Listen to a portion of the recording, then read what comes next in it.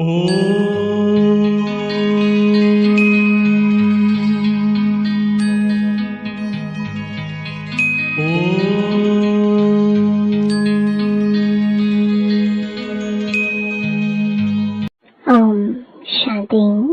आज 22 मई 2024 बाबा के महावाक्य है, मीठे बच्चे, तुम्हें कर्मातीत बनकर जाना है, इसलिए अंदर में कोई भी फ्लॉ नहीं रहना चाहिए। अपनी जांच कर कमियां निकालते जाओ। प्रश्न है, किस अवस्था को जमाने में मेहनत लगती है, उसका पुरुषार्थ क्या है? उत्तर है, इन आँखों से देखने वाली कोई भी चीज सामने न आए, देखते भी न देखो। देह में रहते देही अभिमानी रहो। यह अवस्था जमाने में टाइम लगता है। बुद्धि में सिवाय बाप और घर के कोई वस्तु याद न आए, इसके लिए अंतर्मुखी हो अपनी जांच करनी है, अपना चार्ट रखना है। ओम शांति। मीठे मीठे सिकिलते रूहानी बच्चे, यह तो जानते हैं कि हम अपनी दैवी राजधानी स्थापन कर रहे हैं। इसमें राजाएं भी हैं तो प्रजा भी है। पुरुषार्थ तो सब करते हैं। जो जास्ती पुरुषार्थ करते हैं वह जास्ती प्राइज लेते हैं। यह तो एक कॉमन कायदा है। यह कोई नई बात नहीं है। इसको दैवी बगीचा कहो व राजधानी कहो। अभी यह है कलयुगी बगीचा अथवा कांटों का जंगल। उसमें भी कोई बहुत फल देने वाले झाड़ होते हैं, कोई कम फल देने वाले होते हैं, कोई कम रस वाले आम होते, कोई कैसे होते हैं। फूलों के, फलों के ऐसे भिन्न भिन्न प्रकार के झाड़ होते हैं। वैसे ही तुम बच्चों में भी नंबरवार पुरुषार्थ अनुसार है। कोई बहुत अच्छा फल देते हैं, कोई हल्का फल देते हैं। भिन्न भिन्न झाड़ होते हैं। यह फल देने वाला बगीचा है। इस दैवी झाड़ की स्थापना हो रही है अथवा फूलों के बगीचे की स्थापना हो रही है। कल्प पहले मिसल आहिस्ते आहिस्ते मीठे खुशबूदार भी बन रहे हैं। नंबरवार पुरुषार्थ अनुसार सब वैरायटी है ना। बाप के पास भी आते हैं बाप का मुखड़ा देखने। यह तो जरूर समझते हो बाबा हमको स्वर्ग का मालिक बनाते हैं। यह बच्चों को निश्चय है जरूर। बेहद का बाबा हमको बेहद का मालिक बना रहे हैं। मालिक बनने में खुशी भी बहुत होती है। हद के मालिक बने में दुख है।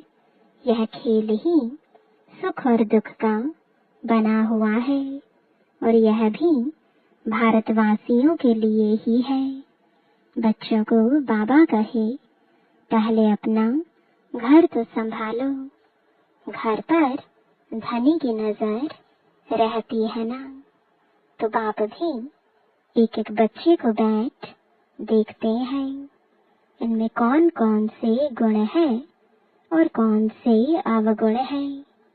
बच्चे खुद भी जानते हैं।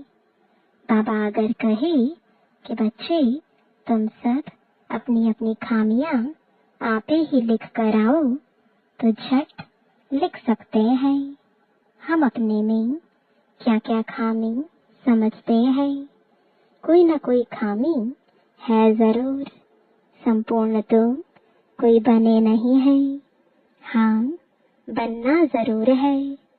कल्प कल्प बने हैं, इसमें कोई संशय नहीं। परंतु इस समय खामी है, वह बदलाने से बाबा उस पर ही समझाएंगे। इस समय तो बहुत खामियां हैं, मुख्य सब खामियां होती ही हैं देह अभिमान के कारण। वह फिर बहुत हैरान करती हैं, अवस्था को आगे बढ़ने नहीं देती। इसलिए अब पूरी रीति पुरुषार्थ करना है। यह शरीर भी अभी छोड़कर जाना है, दैवी गुण भी यहाँ ही धारण करके जाना है। कर्मातीत अवस्था में जाने का अर्थ भी तो बाबा समझा रहे हैं। कर्मातीत होकर जाना है तो कोई भी फ्लॉ ना रहे, क्योंकि तुम हीरे बनते हो ना। हमारे में क्या क्या फ्लॉ है यह तो हर एक जानते हैं, क्योंकि तुम चैतन्य हो। जड़ हीरे में फ्लॉ होगा तो वह निकाल थोड़े ही सकेंगे। तुम तो चैतन्य हो, तुम इस फ्लॉ को निकाल सकते हो। तुम कौड़ी से हीरे जैसा बनते हो। तुम अपने को अच्छी रीति जानते हो।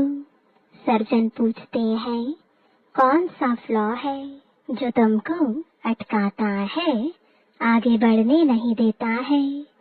फ्लॉलेस तो पिछाड़ी में बनना है, वह सब अभी निकालना है। अगर फ्लॉ नहीं निकलता तो हीरे की वैल्यू कम हो जाती है। यह भी बड़ा पक्का जौहरी है ना। सारी आयु हीरे ही इन आँखों से देखे हैं। ऐसा जौहरी कोई होगा नहीं जिसको इतना हीरो को परखने का शौक हो। तुम भी हीरे बन रहे हो, जानते हो कोई ना कोई फ्लॉ है जरूर। संपूर्ण बने नहीं है। चैतन्य होने कारण तुम पुरुषार्थ से फ्लॉ निकाल सकते हो। हीरे जैसा तो बनना है जरूर। सो तब बनेंगे जब पूरा पुरुषार्थ करेंगे। बाप कहते हैं तुम्हारी अवस्था ऐसी पक्की हो जो शरीर छूटने समय अंत में कोई भी याद न आए। यह तो क्लियर है। मित्र संबंधी आदि सबको भूलना है। संबंध रखना ही है एक बाप से। अभी तुम हीरे बन रहे हो। यह जवाहरात की दुकान है। तुम हर एक जौहरी हो। यह बातें दूसरा कोई भी जानता नहीं। तुम बच्चे जानते हो, हर एक के दिल में है हम विश्व के मालिक बन रहे हैं पुरुषार्थ अनुसार। जिन्हों को ऊंच पद मिला है उन्होंने जरूर पुरुषार्थ किया है तो तुम्हारे में से ही ना। तुम बच्चों को ही इतना पुरुषार्थ करना है। इसलिए बाबा एक एक बच्चे को देखते रहते हैं, जैसे फूलों को देखा जाता है ना।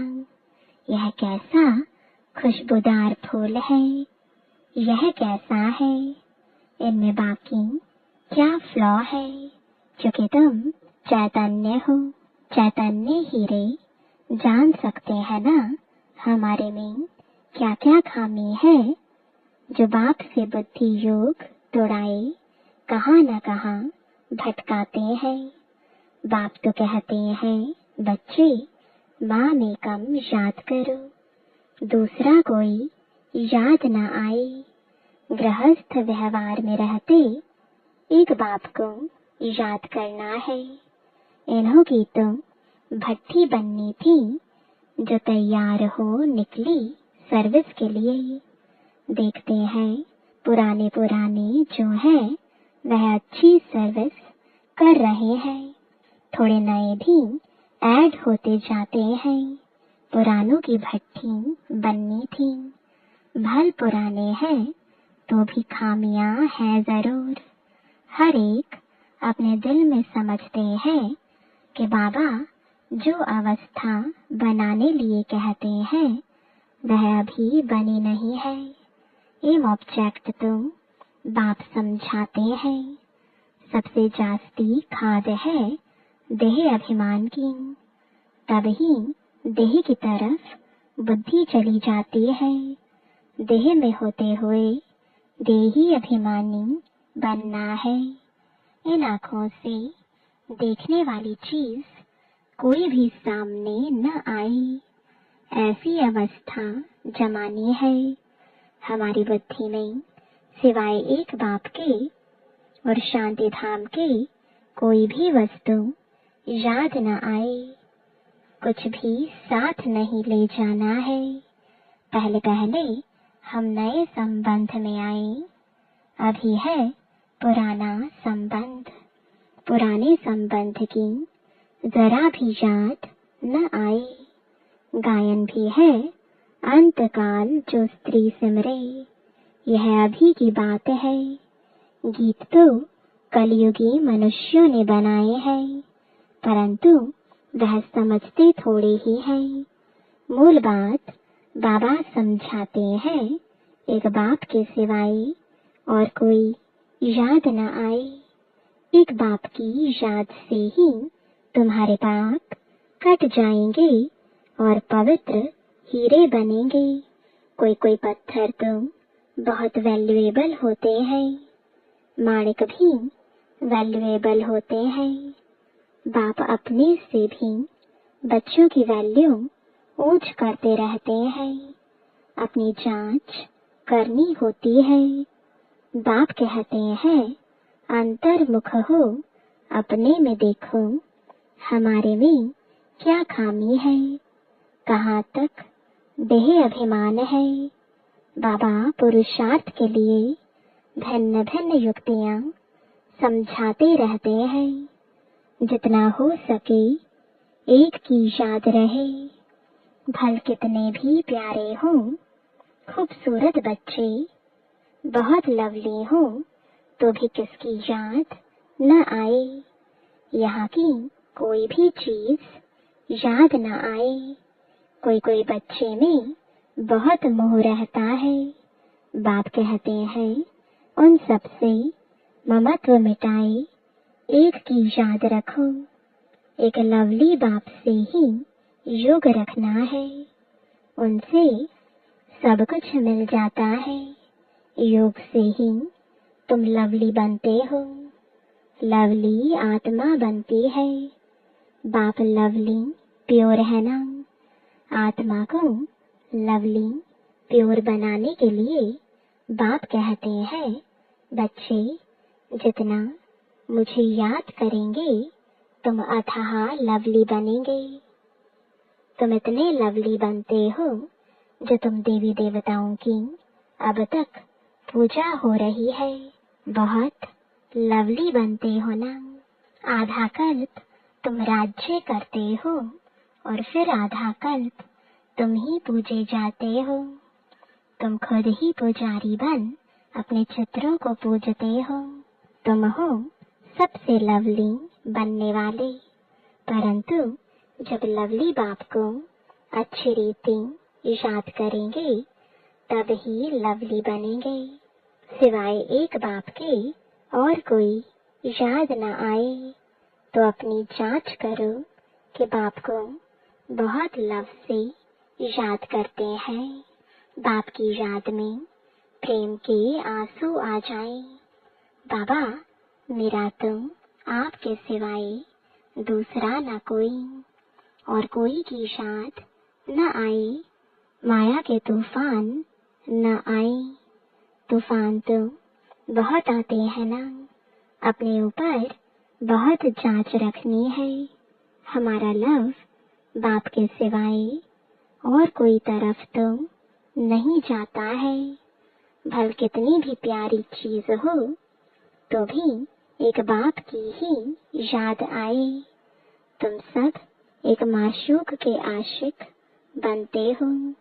आशिक माशूक जो होते हैं, एक बार एक दो को देख लिया बस शादी आदि भी नहीं करते, रहते भी अलग है, परंतु एक दो की याद बुद्धि में रहती है। अभी तुम जानते हो हम सब आशिक हैं एक माशूक के। उस माशूक को तुम भक्ति मार्ग में भी बहुत याद करते थे, यहाँ भी तुम्हें बहुत याद करना है, जबकि वह सम्मुख है। बाप कहते हैं माँ में कम याद करो तो तुम्हारा बेड़ा पार हो। इसमें संशय की कोई बात नहीं है। भगवान से मिलने के लिए सब भक्ति करते हैं। यहाँ कोई बच्चे तो बहुत हड्डी सर्विस करते हैं, सर्विस के लिए जैसे एकदम तड़पते हैं, बहुत मेहनत करते हैं। यह भी तुम जानते हो कि बड़े आदमी इतना नहीं समझ सकेंगे, परंतु तुम्हारी मेहनत कोई व्यर्थ नहीं जाती है। कोई समझकर लायक बनते हैं, फिर बाबा के आगे आते हैं। तुम समझते हो वह लायक है व नहीं। दृष्टि तो उन्हों को तुम बच्चों से मिलती है। श्रृंगार करने वाले तुम बच्चे हो। जो भी यहाँ आए हुए हैं उन सबको तुम बच्चों ने श्रृंगार कराया है। बाबा ने तुमको कराया है, तुम फिर औरों को श्रृंगार कराए ले आते हो। बाप आफरीन देते हैं, जैसा श्रृंगार किया है ऐसा ही औरों को भी कराते हैं, बल्कि अपने से भी औरों को अच्छा करा सकते हैं। सबकी अपनी अपनी तकदीर है ना।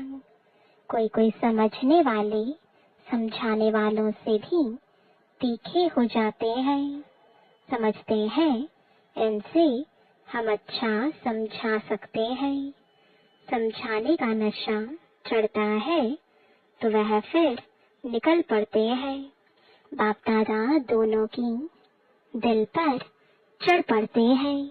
बहुत नए नए हैं जो पुरानों से भी तीखे हैं। कांटों से अच्छा फूल बन पड़े हैं। इसलिए बाबा एक एक को बैठ देखते हैं इनमें क्या क्या कमी है। यह कमी इनमें से निकल जाए तो बहुत अच्छी सर्विस करें। बागवान है ना, दिल होता है उठकर पिछाड़ी में भी जाकर देखो, क्योंकि पिछाड़ी में भी जाकर बैठते हैं। अच्छे अच्छे महारथियों को तो फ्रंट में बैठना चाहिए। इसमें किसको धक्का आने की तो बात ही नहीं। अगर धक्का आएगा रूठेंगे तो अपनी तकदीर से रूठेंगे। सामने फूलों को देख देख अथाह खुशी होती है। यह बड़ा अच्छा है, इसमें थोड़ा डिफेक्ट है। यह बहुत अच्छा साफ है, इनमें अंदर कोई जंक जमी पड़ी है तो वह सारा किचड़ा निकालना है। बाप जैसा लव कोई नहीं करता।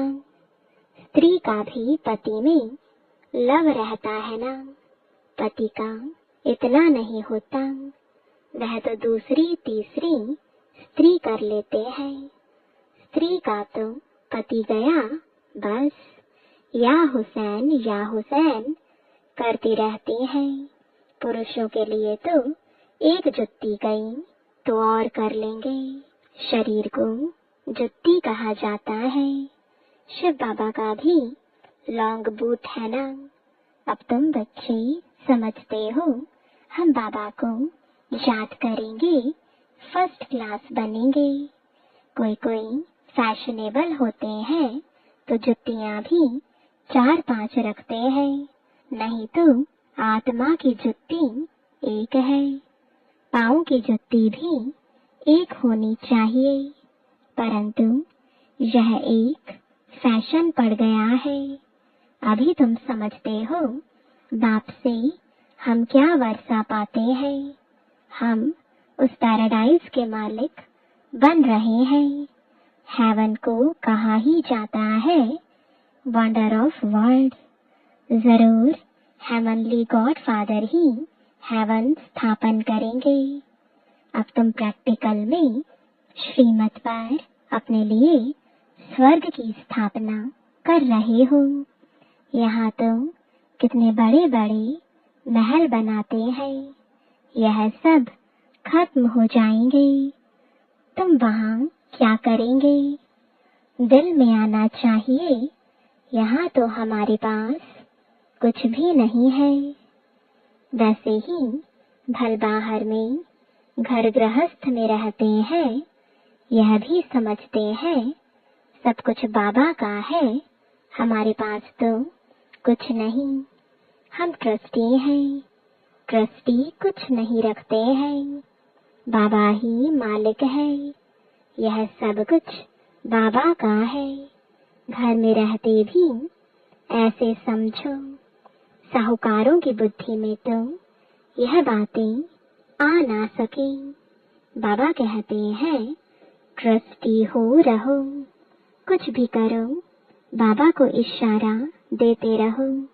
लिखते हैं बाबा मकान बनाओ, बाबा कहेंगे भल बनाओ, ट्रस्टी होकर रहो।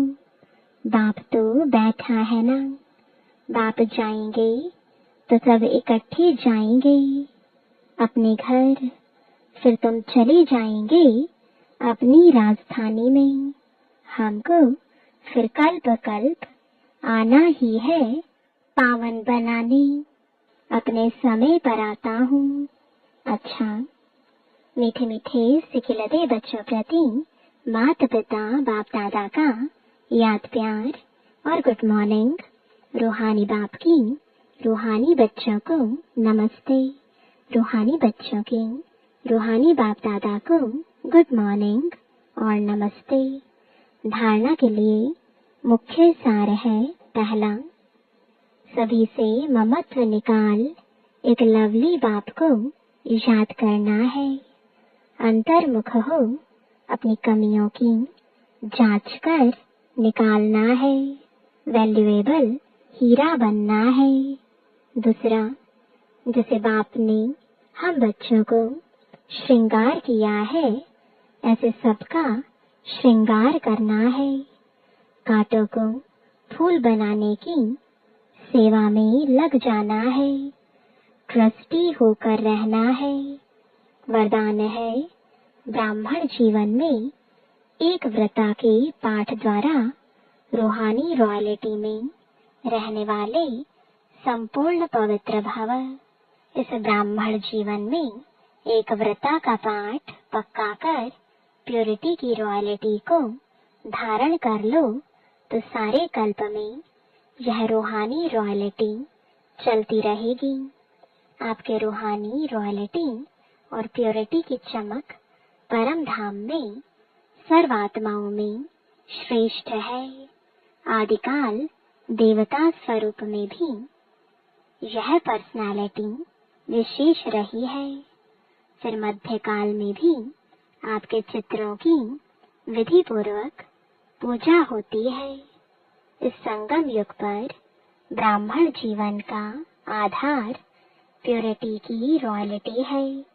इसलिए जब तक ब्राह्मण जीवन में जीना है तब तक संपूर्ण पवित्र रहना ही है। स्लोगन है, आप सहनशीलता के देव और देवी बनो तो गाली देने वाले भी गले लगाएंगे। ओम शांति।